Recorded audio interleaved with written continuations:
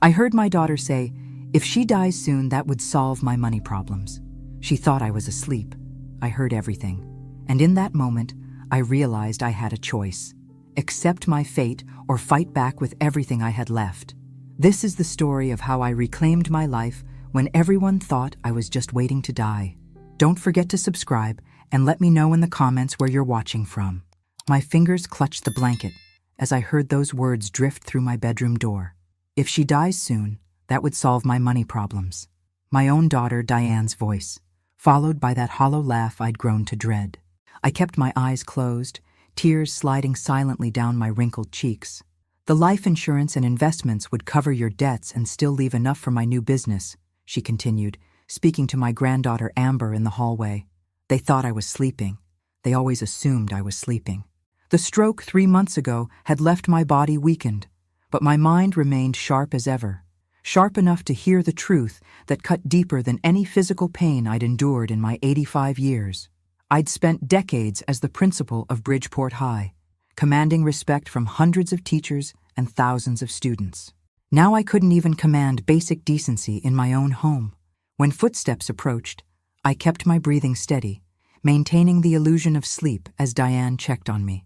Her shadow fell across my face briefly before she closed the door. Not a touch, not a word of comfort, just a quick verification that I was still breathing, for now. Once alone, I opened my eyes to the dim room that had become my prison. The house I'd owned for 50 years, paid off with decades of careful saving, now felt like a stranger's place. Photos of happier times mocked me from the dresser. William and me on our wedding day, Diane's college graduation, family vacations when smiles weren't manufactured for show. Later that night, I heard Diane on the phone, her voice drifting up from the kitchen. I've talked to a financial advisor about Mom's investments. Yes, I've power of attorney for medical decisions, but the money is still technically hers. I know. I strained to hear, my heart hammering. The stroke didn't affect her mind enough. No, we need to wait. A pause. Look, I'm not saying I want her to die, but realistically, at her age, it can't be much longer. I'd given everything to that girl. After William died of a heart attack 20 years ago, I'd poured my life into ensuring Diane had every opportunity. The best schools, financial support for her struggling business ventures, help raising Amber when her marriage collapsed. And this was my reward, becoming an inconvenient obstacle between them and my bank account. When Martha, my part-time nurse, arrived the next morning, she noticed my reddened eyes immediately. "Rough night, Eleanor?" she asked, her gentle hands checking my pulse. I nearly told her everything, but something stopped me. A flicker of an idea forming in my mind. "Just some pain," I lied, watching her face carefully. Martha had been assigned by the hospital after my stroke. Unlike Diane, she touched me with respect, spoke to me like a person rather than furniture. "I'll mention it to Dr. Lopez at your appointment tomorrow," she said, helping me sit up. My appointment. Away from this house. Away from Diane, who rarely bothered to accompany me anymore. As Martha helped me dress, I caught my reflection in the mirror, a frail woman with hollow cheeks and dull white hair. But in my eyes, I saw something I hadn't seen in months, a spark of defiance. My hands used to be strong. As I stare at them now, spotted with age, blue veins prominent beneath translucent skin, I remember how they once graded hundreds of papers each week, planted gardens each spring, and held my sobbing daughter when her father died unexpectedly. William's death changed everything. One moment he was complaining about heartburn after dinner. The next, he was gone, leaving me at 65 to navigate widowhood and a daughter who never quite grew up. The life insurance barely covered the funeral and his medical bills. "I'll take care of you, Mom," Diane had promised at the cemetery, her black dress whipping in the autumn wind. "Just like you always took care of me." What a bitter joke those words became. I sacrificed my retirement dreams for her.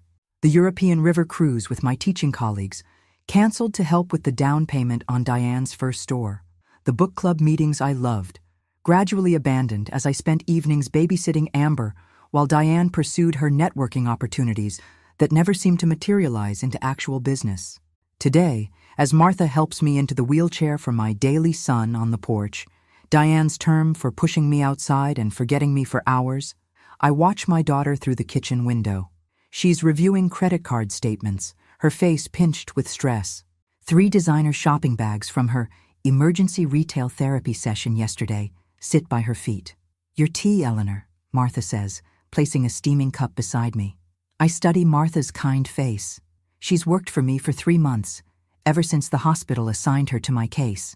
She doesn't know that I can actually walk short distances with a cane when no one's watching, that I sometimes sneak to the bathroom at night rather than use the humiliating bedpan Diane leaves because she doesn't want to be disturbed. "Thank you," I whisper, suddenly aware of how rarely those words are spoken in this house anymore. Later, I feign sleep as Amber stops by my room. At 23, my granddaughter is beautiful but hollow, more interested in her social media presence than building a real life. I hear her rummaging through my jewelry box. "Not the first time. Just borrowing, Grandma," she whispers, though she thinks I can't hear. "For my Instagram shoot."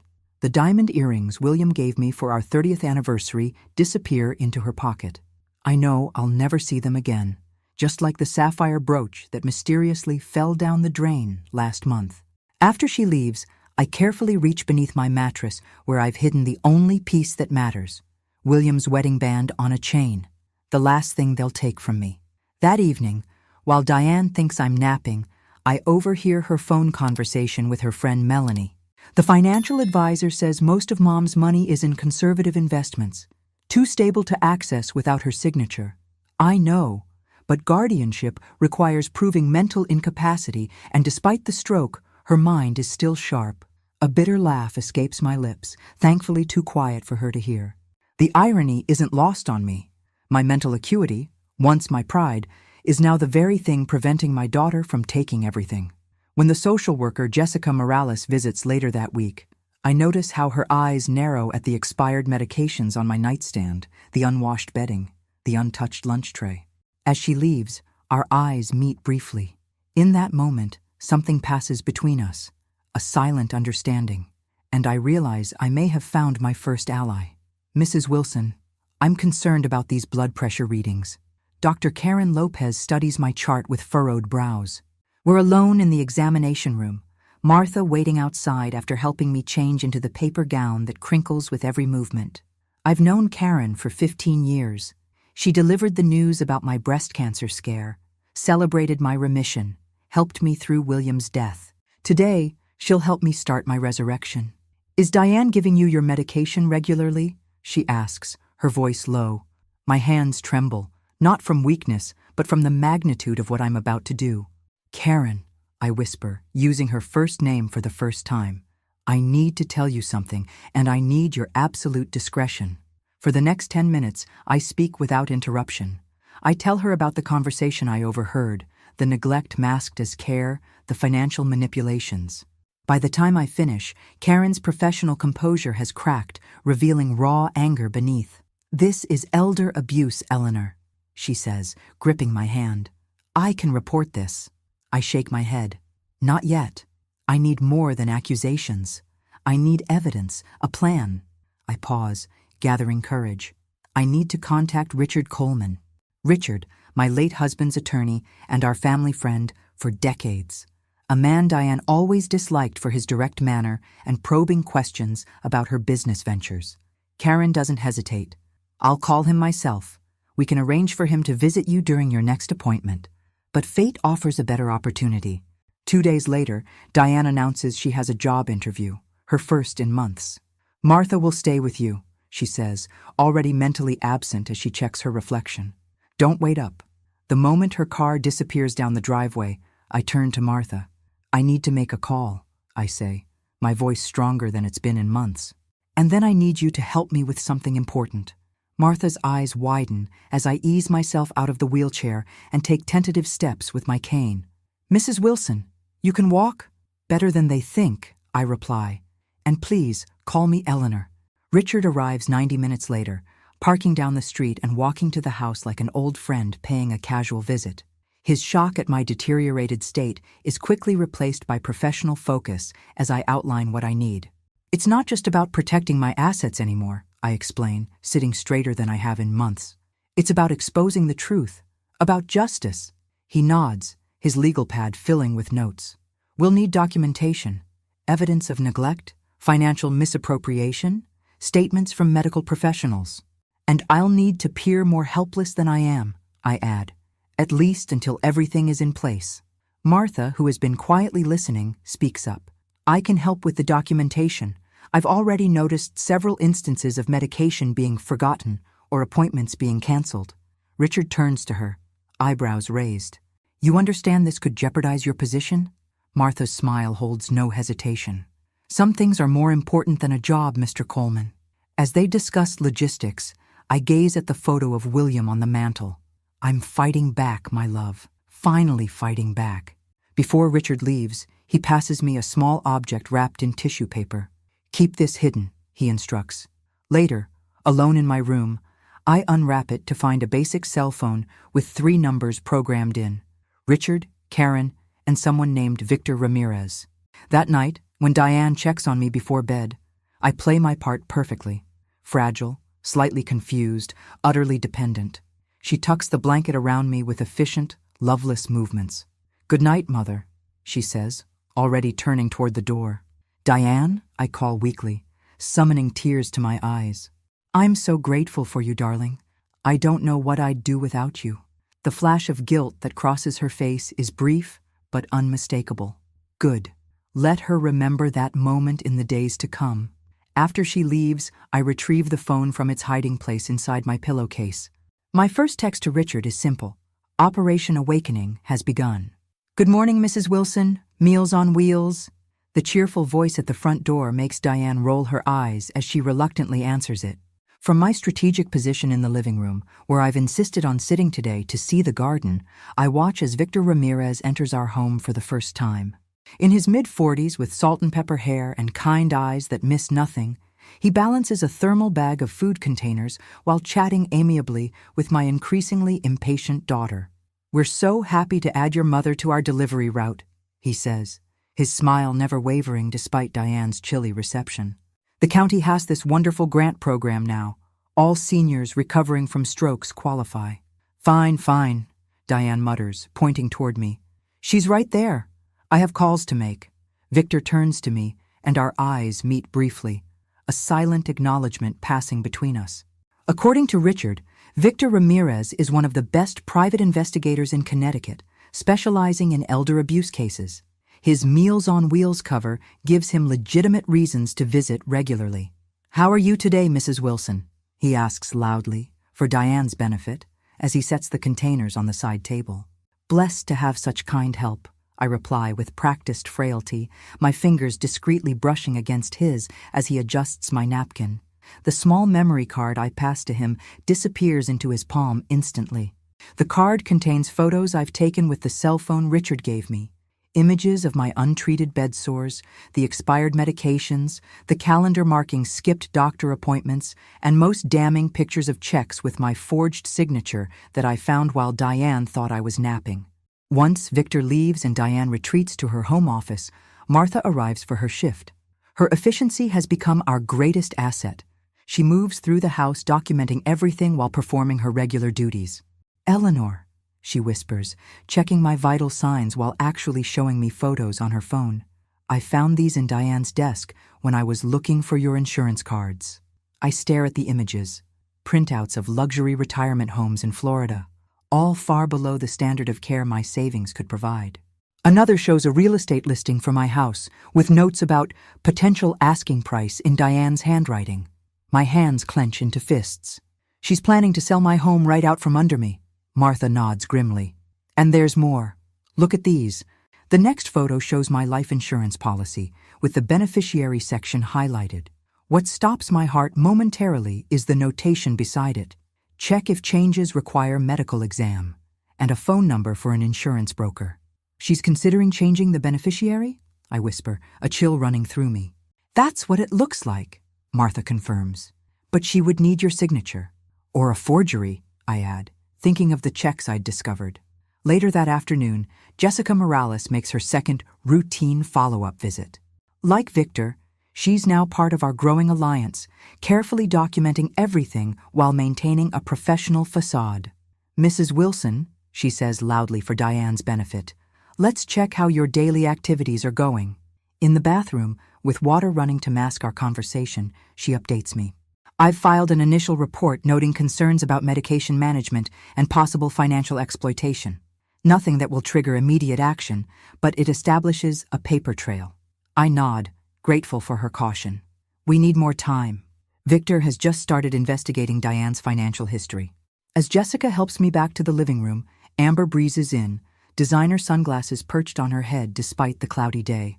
Hey, Grandma, she says, dropping a quick kiss near my cheek without actually touching me. Mom, I need to use your credit card. Mine is maxed out. I watch Diane hesitate, stress lines deepening around her mouth. Amber, we talked about this. Things are tight right now. God, Mom, it's just for a facial and some new workout clothes. It's not like I'm asking for a car. Her voice rises petulantly. Why are you so stingy lately? It's not like we're poor. Their argument fades as they move to the kitchen, but not before I catch Amber's parting shot. If you're so broke, why don't you just sell some of Grandma's jewelry? It's not like she wears it anymore. That night, alone in my room, I clutch William's ring against my heart. They won't break me, I promise him silently. I'm gathering my strength for the battle ahead. Eleanor, I believe I've found something significant. Michael Donovan's voice is low and urgent through the cell phone pressed against my ear. I'm sitting in the bathroom, the only place I can guarantee privacy, with the shower running to mask our conversation. Michael, my former colleague and now a bank administrator, has been reviewing my financial records. At 70, he could have retired years ago, but as he once told me, I stay to protect people like us from people like them.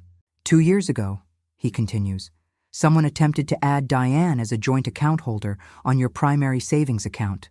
The signature, he hesitates. Eleanor, it wasn't yours. My free hand grips the edge of the sink. She forged my signature? The attempt was flagged and denied. Our fraud department contacted your home phone, but guess who answered? Diane, I whisper. She claimed you were napping and couldn't be disturbed. Said she'd have you call back. You never did, because I never knew. The betrayal feels like a physical blow. What else, Michael? Regular withdrawals from your checking account, always under $5,000 to avoid triggering alerts, over $60,000 in the past 18 months. The bathroom door rattles suddenly. Mom, why is the door locked? Diane's voice carries over the running water. Are you okay? Just having some stomach trouble, dear, I call back, my voice deliberately weakened. I'll be out shortly.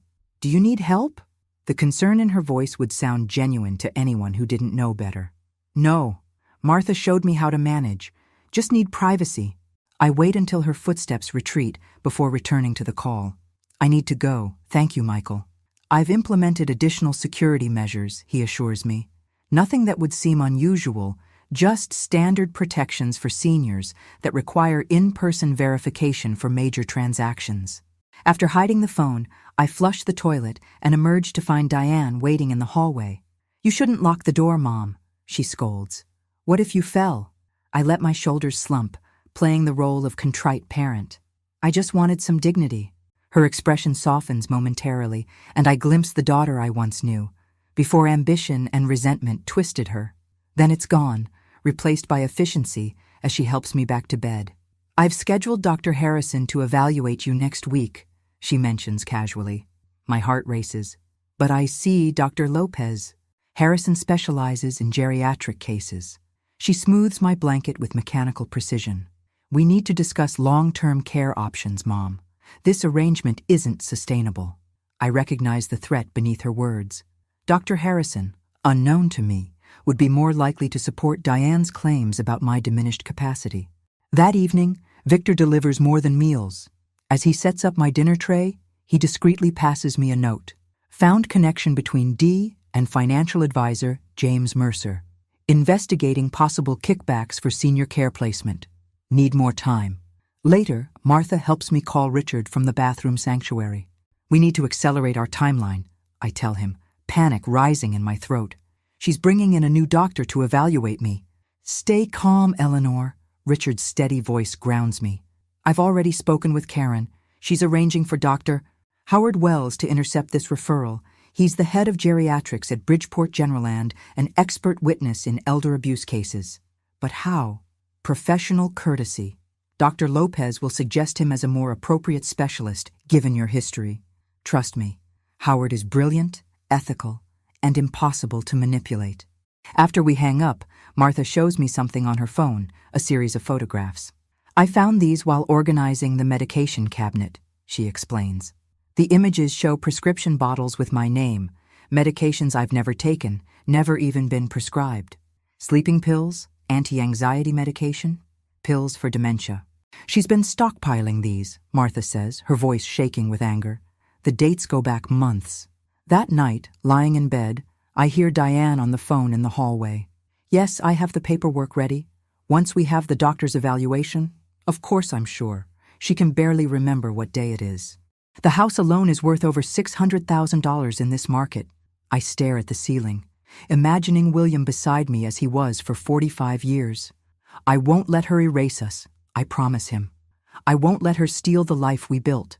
For the first time in months, I allow myself to feel the full force of my anger.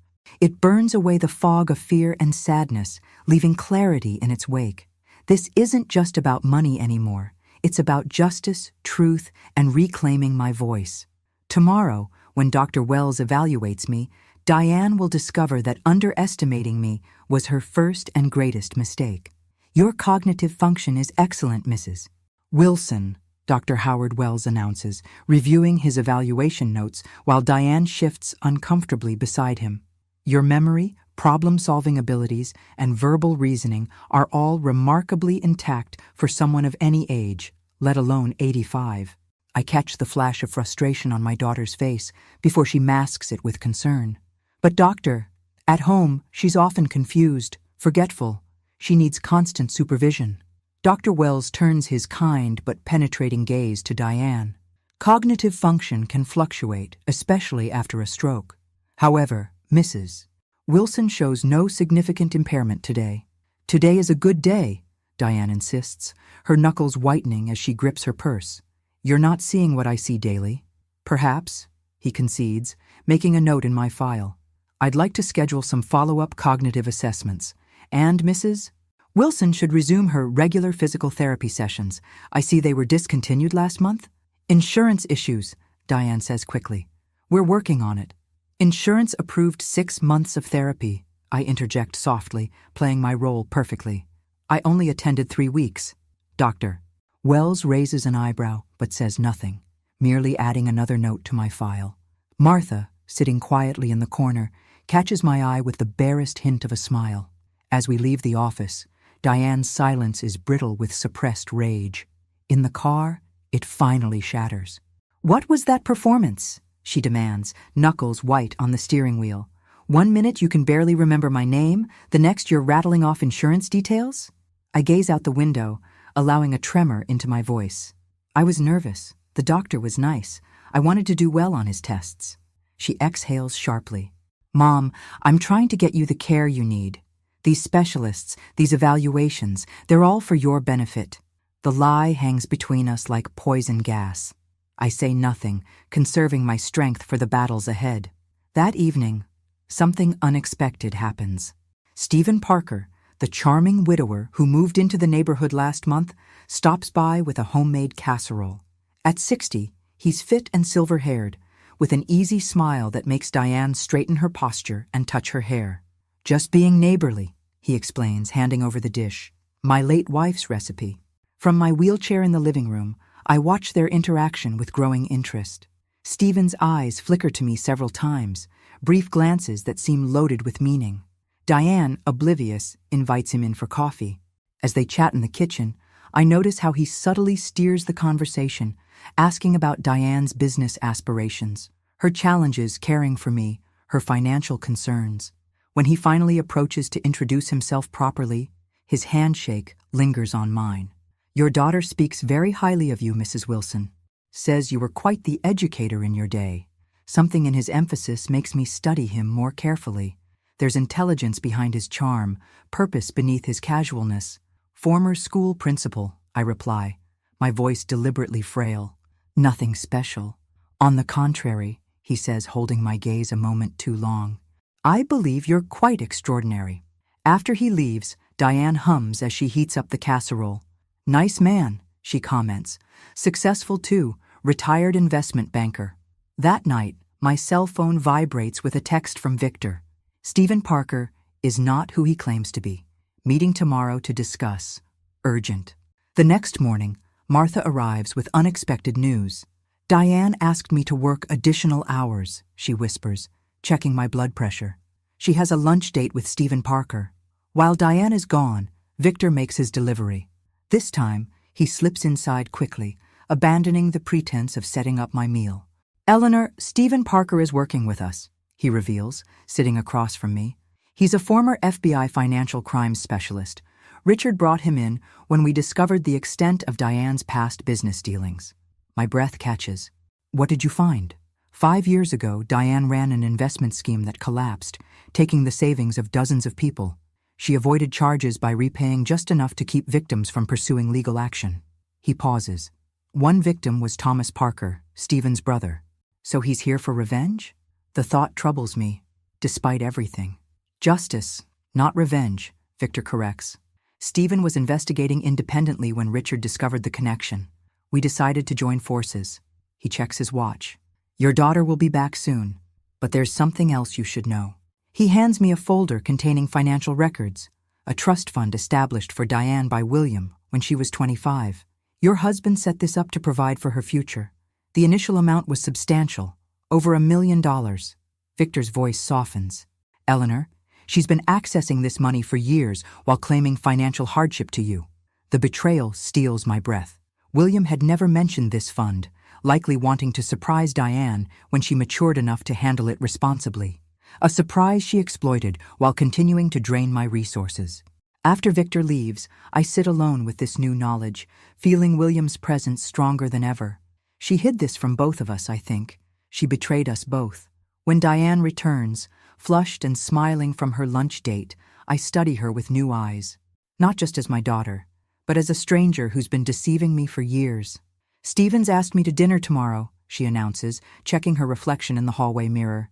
I think he really likes me, Mom. That's wonderful, dear, I reply, my voice steady despite the storm inside me. Everyone deserves a second chance at happiness. She turns to me, momentarily startled by something in my tone. Our eyes lock, and for an instant, I let my mask slip. Just enough for a glimpse of the reckoning to come. The smell of expensive perfume announces Amber's arrival before she bursts through the front door. My granddaughter swirls into the living room like a hurricane, designer shopping bags dangling from her arms, her face animated in a way I haven't seen in months. Grandma, you look better today, she declares, dropping the bags to press a quick kiss on my cheek. For once, it seems genuinely affectionate rather than performative. Special occasion? I ask, nodding toward the shopping bags. Job interview tomorrow. She preens, pulling out a conservative navy blazer that must have cost at least 3 digits. Marketing assistant at Pinnacle Publishing. This catches my attention. Amber has refused steady employment for years, preferring what she calls influencer opportunities that never seem to generate actual income. That's wonderful, I say sincerely. What changed your mind about corporate jobs? Last time we discussed them, you called them soul-crushing wage cages. Amber's expression clouds momentarily. Things are changing around here. Mom's been weird about money lately. She lowers her voice, glancing toward the kitchen where Diane is preparing dinner. She froze my credit card, said we need to be financially responsible all of a sudden. Before I can respond, Diane calls Amber to help with dinner. Their tense conversation drifts from the kitchen, Amber defending her purchases, Diane hissing about tightening our belts. Martha arrives for her evening shift, catching my eye significantly as she sets down her bag. Once Diane and Amber are fully distracted in the kitchen, she slips me a folded paper. Michael found this, she whispers. Thought you should see it immediately. It's a loan application in Amber's name, for $50,000. The signature is clearly forged. The loan purpose listed as business investment. The date coincides with Diane's latest failed venture, a meal preparation service that closed after just 3 months. She used her daughter's identity, I whisper, horror washing through me. Martha nods grimly. Michael flagged it for potential fraud, but without Amber filing a complaint. She doesn't know, I realize. Diane's protecting herself financially while throwing her own daughter into debt. The revelation crystallizes something inside me. This isn't just about my money anymore. It's about protecting Amber from the same exploitation I've endured. Later that night, while Diane is out with Stephen Parker, I take the most dangerous risk yet. Using my cane for support, I make my way to Amber's room and knock softly.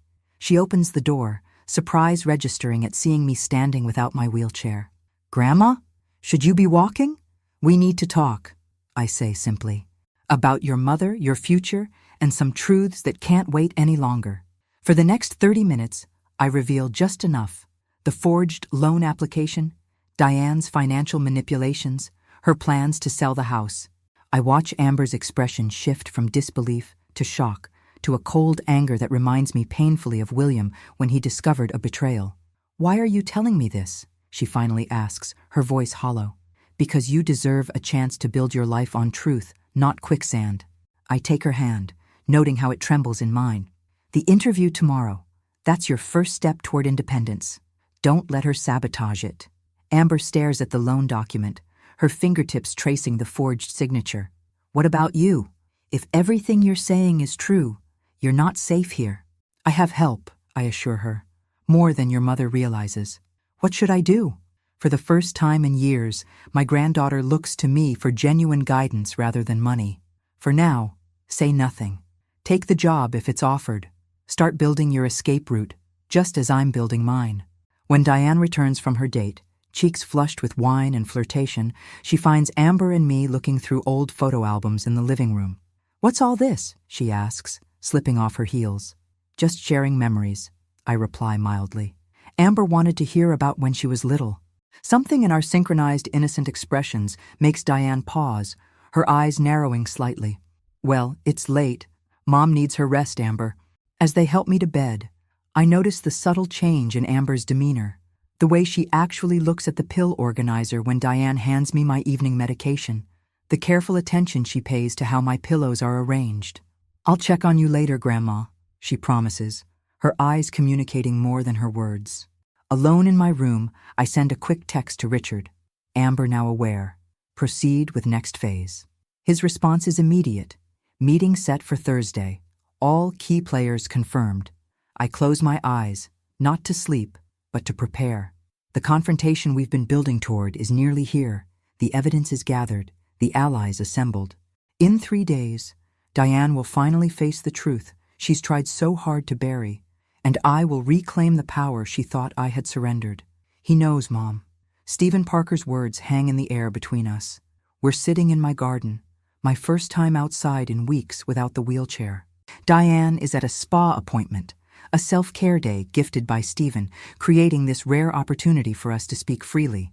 "Thomas recognized your daughter's name when I mentioned her," he continues, his eyes watchful.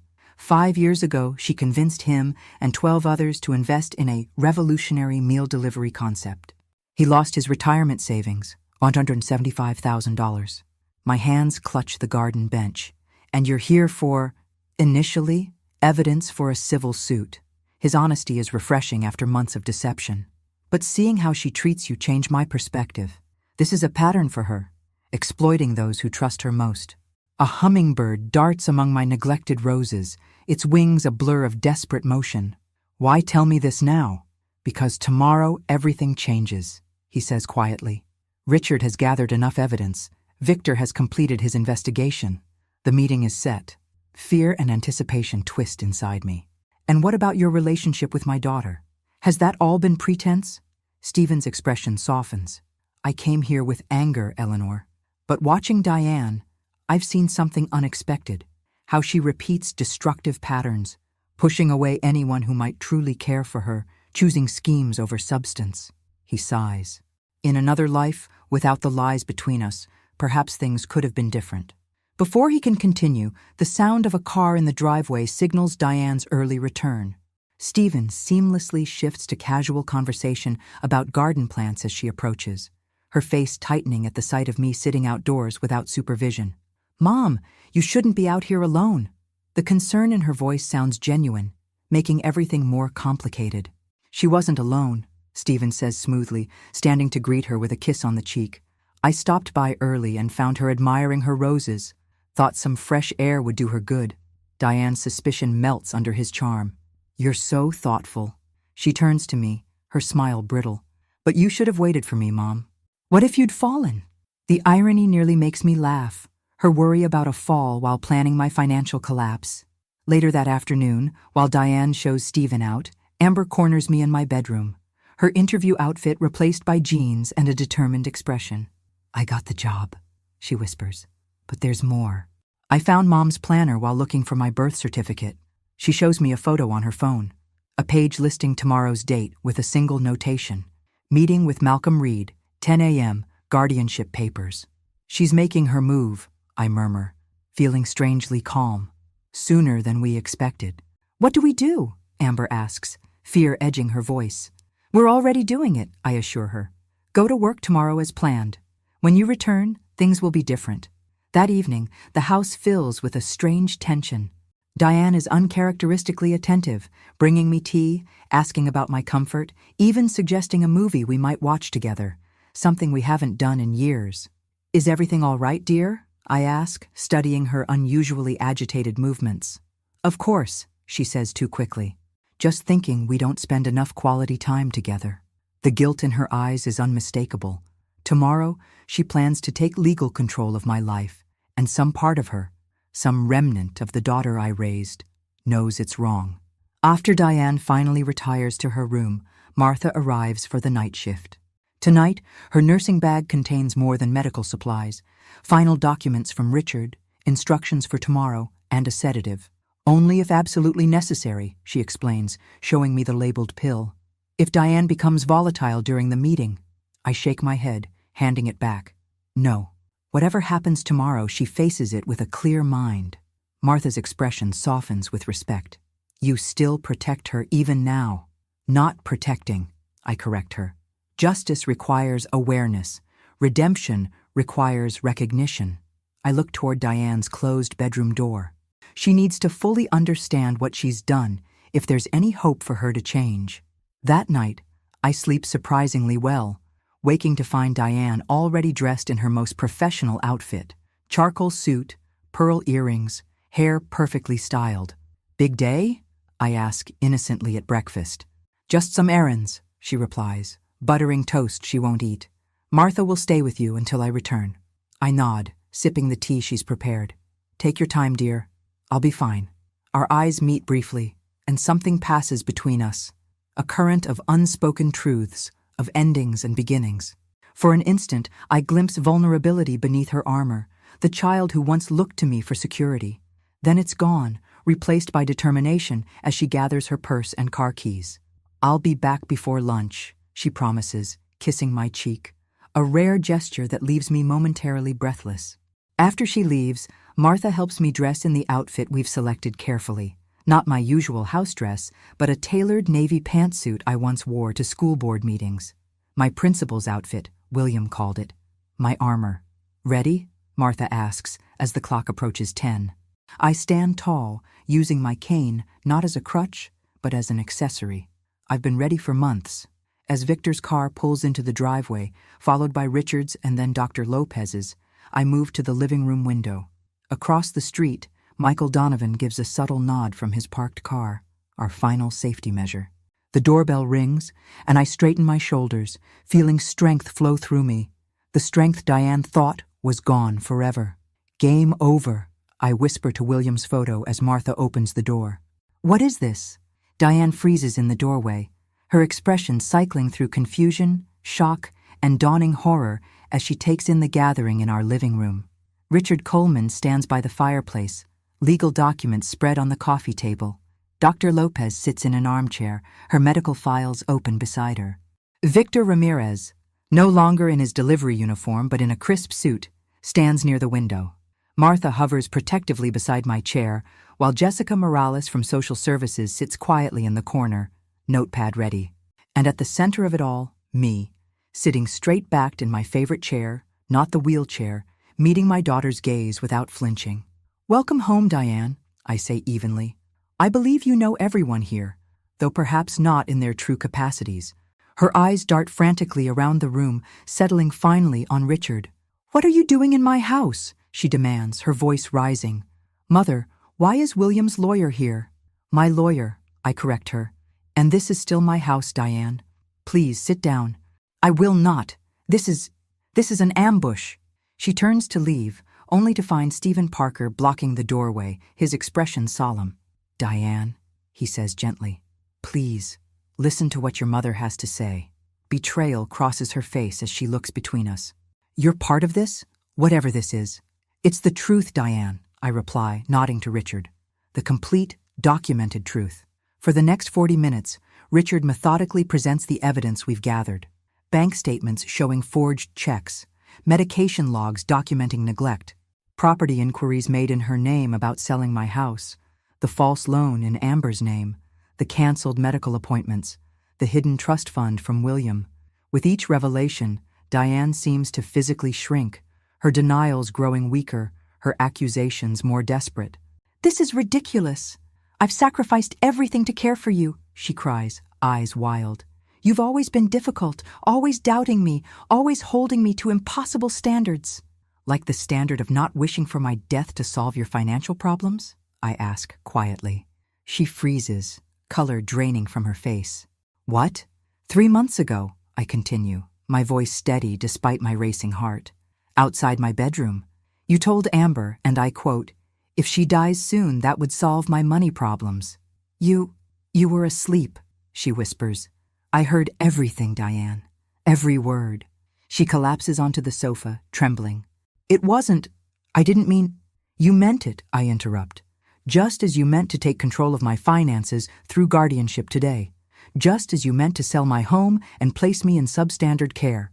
Just as you meant to use my death as your financial solution, rather than face the consequences of your own choices. Stephen steps forward, his presence adding another layer to Diane's dismay, including the choices that devastated my brother Thomas and a dozen others when your investment scheme collapsed. Understanding dawns in her eyes. You never cared about me, she whispers. This was all about revenge. Not revenge, he corrects her. Justice. For them and for your mother. Diane turns to me, desperation replacing defiance. Mom, please.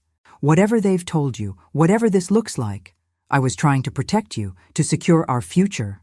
By forging my signature? By neglecting my care? By deceiving me about the trust fund your father left you? Each question lands like a physical blow. By stealing from your own daughter? At this, Diane falters completely.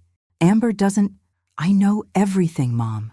We all turn to see Amber standing in the doorway, her new work clothes replaced by jeans and a determined expression. She must have left work early, sensed something momentous was happening. The loan in my name, she continues, stepping into the room. The credit checks, the lies. Her voice breaks. I trusted you. Diane reaches for her daughter, but Amber steps back, moving to stand beside me. The symbolism isn't lost on anyone in the room. 3 generations of Wilson women, 2 united against one. What happens now? Diane asks, finally defeated. Are you having me arrested? Richard clears his throat. That depends on several factors, including your willingness to make amends. I lean forward, catching my daughter's eye. I'm offering you a choice, Diane. Not mercy you don't deserve, but a chance you haven't earned. I slide a document across the table. These are my terms. As she reads the agreement Richard prepared, her expression shifts from defiance to disbelief to reluctant acceptance. The document outlines a structured repayment plan for all misappropriated funds, therapy requirements, financial transparency measures, and a revocation of all powers of attorney. You want me to repay everything? She asks, voice hollow. Move out of the house? Submit to financial monitoring?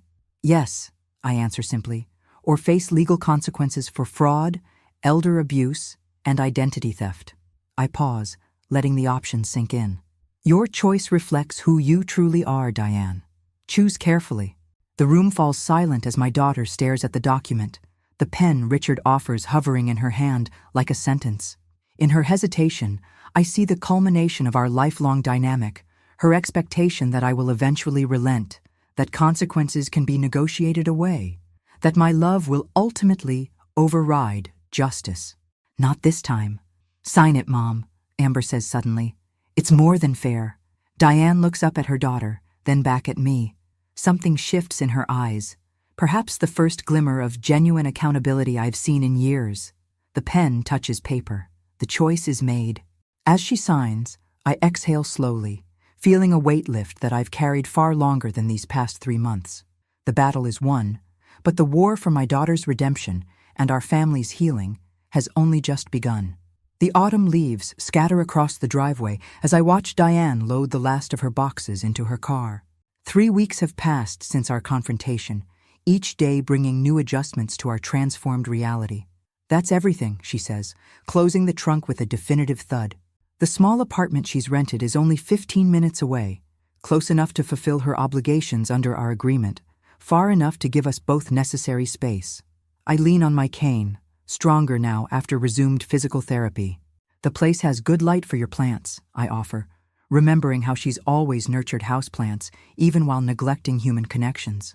Diane nods, her expression guarded but lacking the hostility of recent days. Amber helped me set up the basics yesterday. She hesitates. She's really thriving at that publishing job. Yes, she is. Pride warms my voice. In just 3 weeks, Amber has shown remarkable growth, opening her own bank account, creating a budget with Michael's guidance, even enrolling in evening business classes at the community college.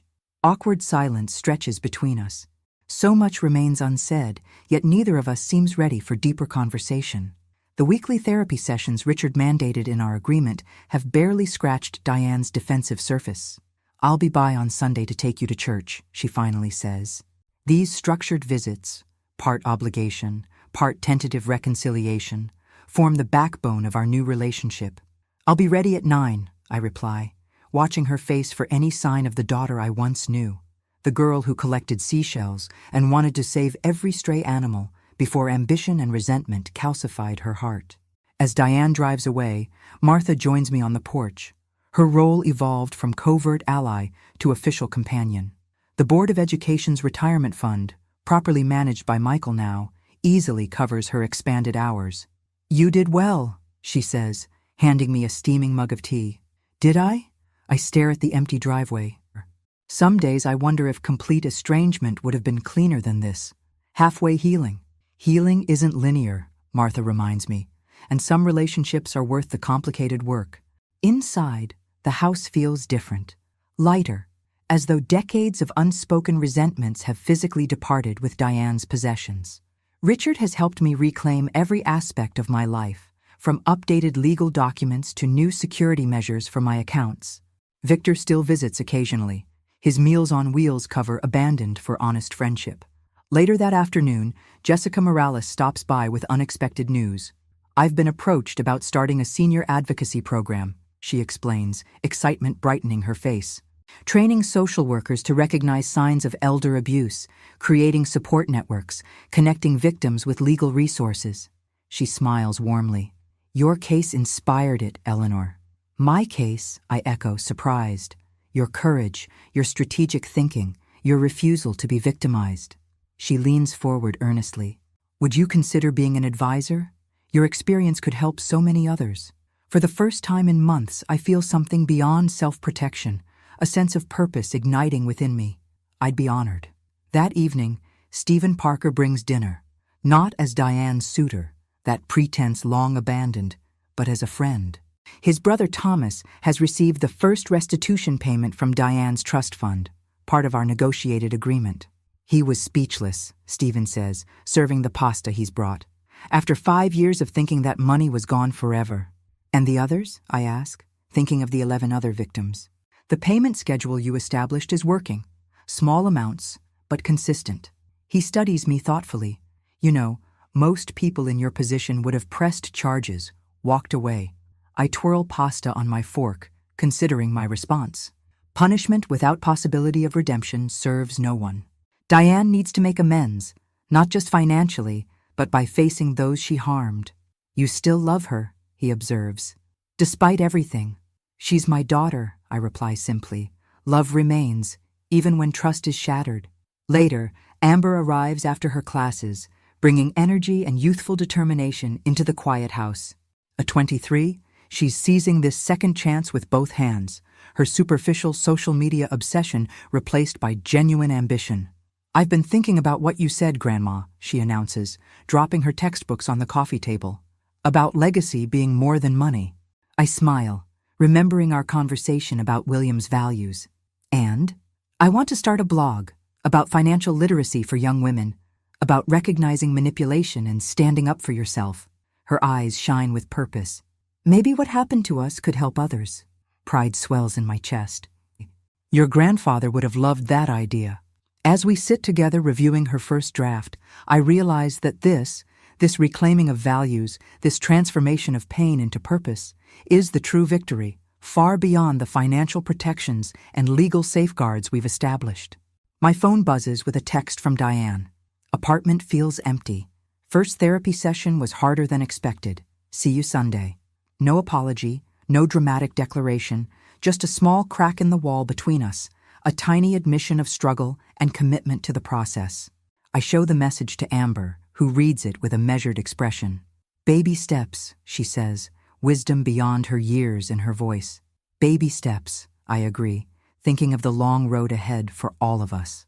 That night, I stand before my bedroom mirror, studying my reflection.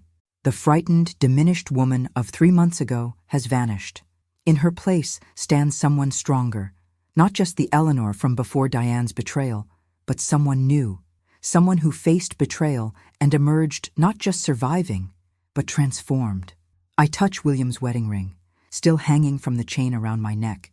"We did it, my love," I whisper to his memory. "We protected what matters." Tomorrow will bring new challenges in this delicate rebuilding, but tonight I rest in the knowledge that I have reclaimed not just my assets, but something far more precious, my voice, my power, and my right to define my own final chapter. 1 year later, I stand at the podium, my cane hooked over my arm rather than clutched in my hand. The audience, social workers, law enforcement officers, healthcare providers, listens intently as I conclude my keynote address at the first annual Elder Justice Conference. "The most dangerous weapon used against seniors isn't physical force," I tell them, my voice strong despite my 86 years. "It's the assumption of our irrelevance. When you believe your voice no longer matters, you become vulnerable to those who would silence it completely." In the front row, Jessica Morales nods encouragingly. Beside her sits Martha, who now divides her time between caring for me and training other home health aides to recognize signs of abuse. Richard Coleman, semi-retired but still passionate about elder law, watches from the side of the stage, ready to join me for the panel discussion that follows. 1 year ago, I was a prisoner in my own home, waiting to die on someone else's schedule, I continue. Today, I'm helping draft legislation to protect others from similar exploitation. The difference wasn't just in the circumstances, it was in remembering my own worth. As applause fills the conference hall, I catch sight of a familiar figure slipping into the back row. Diane arrived early for our scheduled lunch. Our weekly meals have evolved from stilted obligation to cautious reconnection over the past year. The therapy mandated in our agreement has gradually shifted from court-ordered requirement to genuine, if difficult, journey of self-examination. After the presentation, as attendees gather around with questions, Diane approaches tentatively, hovering at the edge of the group. When the crowd finally thins, we face each other in a moment of private recognition amid the public space. "You were magnificent," she says quietly. "Dad would have been proud." The mention of William, free of manipulation or deflection, marks another small milestone in our healing. I accept her words with a nod, neither overreacting nor dismissing the effort they represent. We walk slowly to the restaurant across the street, our conversation turning to practical matters. Amber's promotion at the publishing house, Diane's new position as an administrative assistant at a local hospital, a job secured through her own efforts rather than manipulated connections. "The senior center called again," she mentions as we study our menus. "They're persistent about you joining their board." "I'm considering it," I reply, though between the advocacy work and my bridge club, my dance card is rather full these days. A smile flickers across her face, genuine amusement rather than the calculated charm she once deployed. Never thought I'd be telling my mother to slow down at 86. Life takes unexpected turns. I put down my menu, meeting her eyes directly. Speaking of which, Stephen mentioned you've been helping with the restitution support group. Color rises in her cheeks.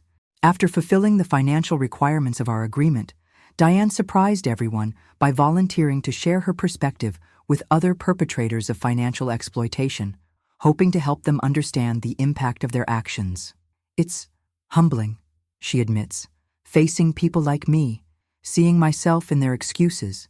Her phone chimes with a text, and I glimpse Amber's name on the screen. The relationship between mother and daughter has been slower to heal than ours, the breach of trust cutting deeper in some ways. But small steps have accumulated over months. Amber helping Diane move into a better apartment when her hospital job offered more stability. Diane attending Amber's speech when she received a Young Professionals Award. After lunch, we walk through the park where I now take daily strolls, my physical strength returning with consistent therapy and proper care. The trust between us remains fragile, reinforced by legal safeguards that Richard insists we maintain despite progress. Diane now receives statements showing my financial health, rather than controlling my accounts, transparency replacing control. "Mom," she says suddenly, stopping beside a flowering dogwood, "I've been wanting to ask, how did you find the strength? After what you heard that night, after everything, how did you not give up?" The question catches me off guard with its sincerity. I consider my answer carefully. "I remembered who I was before I became someone's mother," I finally reply. The woman who led a school, who made difficult decisions, who stood her ground when challenged. That woman was still inside me, waiting. Diane absorbs this, nodding slowly. I'm trying to remember who I was before I became so focused on what I didn't have that I couldn't see what I did. It's the closest we've come to discussing the root of her actions, not just the financial exploitation, but the decades of resentment that preceded it. As we complete our walk, Stephen Parker approaches, having arranged to meet us by the fountain. His relationship with Diane has evolved into something unexpected. Not romance, but a cautious friendship built on brutal honesty rather than manipulation. "Eleanor, Diane," he greets us. "Beautiful day for the conference." "It went well," I tell him. "Several prosecutors requested your contact information for financial crime cases."